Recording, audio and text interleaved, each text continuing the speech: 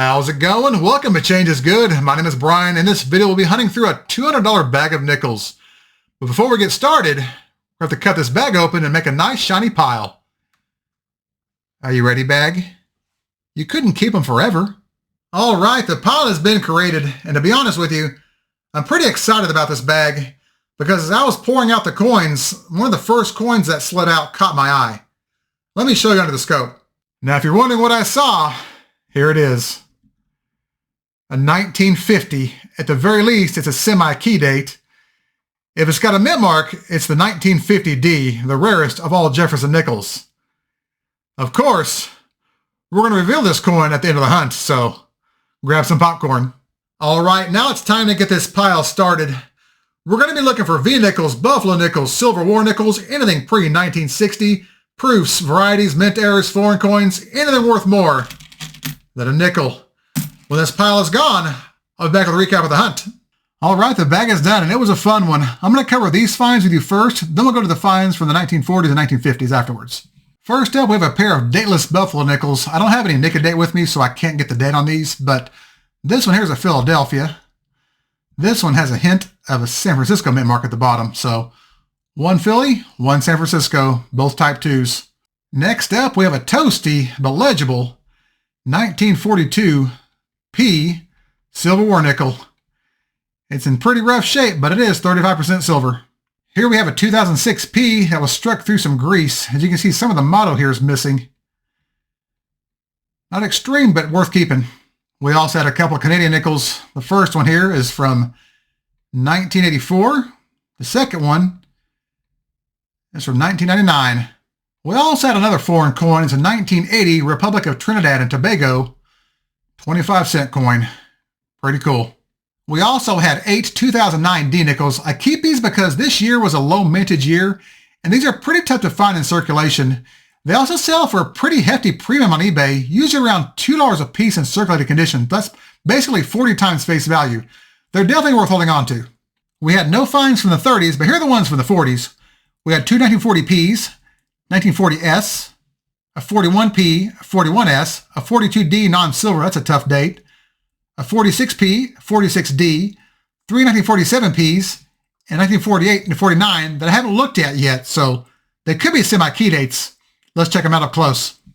We'll do the 1948 first. If it has an S mint mark, it's a semi-key date. Let's see what we get. Well, Philadelphia. Next up is the 49. If it has an S mint mark, it's a semi-key date. Let's see what we get. Another Philly. It's all right. We've got more chances coming up. Here are the finds from the 50s. We have a 1950 I haven't checked yet. A 51 I haven't checked yet. A 53D, a 54 PND, a 55 I haven't checked yet. A 57D, a nice 58P, and two 1959Ds.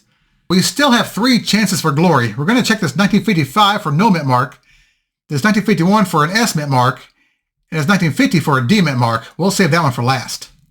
We'll do the 55 first. If it has no mint mark, it's a semi-key date. Let's see what we get. It's a Denver. All right, 2 more chances to go. Here's the 51. If it has an S mint mark, it's a semi-key date. Drum roll, please. Philadelphia. All right, one last chance to go. All right, the one we've all been waiting for, the 1950. It's not in bad shape, so there's a chance it's got a mint mark. Let's hope and pray, folks. Will it be? Ho, ho, ho, ho, ho! Score! That is the first 1950D I've ever found in circulation. All right. I don't know about you, but I'm happy. Now let's go to some finds over the scope. First up is the reverse of a 2017 P. As you can see, there's a large die chip here on the side of the building. This is known as a beehive die chip. These have been selling for between $3 and $5 on eBay, so that's up to 100 times face value. That's not bad. Here's another 2017 P with an even bigger die chip. Here's the reverse of a 2015 P with a large die chip here in the doorway. All right, now let's cover some varieties. Here we have the reverse of a 2019 P. Now, if you look here at the top of the central doorway, you can see some doubling right in this area. This is DDR number 5 on Variety Vista. Here we have the reverse of a 2020p. Now, if you look here at the doorway again, you can see some doubling here on the left side. This is WDDR number 9 on Brian's varietycoins.com. All right, let's do one more, and this one's my favorite. Here we have the reverses of two different 1960Ds. The top example is a regular die. The bottom example is WDDR number 15 on Brian's varietycoins.com. If you look at the bottom example, you'll notice the top and bottom of the lettering is thicker than it is on the top example. Here's another comparison. Look at the top and bottom of the lettering on the left example, which is the regular die. Look at the right example. See how much thicker the top and the bottom of the lettering is? That's your key. The doubling also extends down here to the bottom of the coin. All right, let's do a recap of this historic hunt. I guess it goes without saying that was my favorite bag of all time. I have found key dates before, but not the 1950D. If you're not familiar with this coin, it's the lowest mintage of all Jefferson nickels, with a mintage of only around 2.63 million. It's a tough one to find. It's almost impossible, actually, but we did it, and it's a first for me. Of course, we had some other nice finds too, including a couple of dateless Buffalo nickels, a Civil War nickel, a struck through grease error, and some foreign coins. As always, thank you all so much for watching. If you enjoyed this content, you all know what to do. Hit that thumbs up and subscribe to the channel.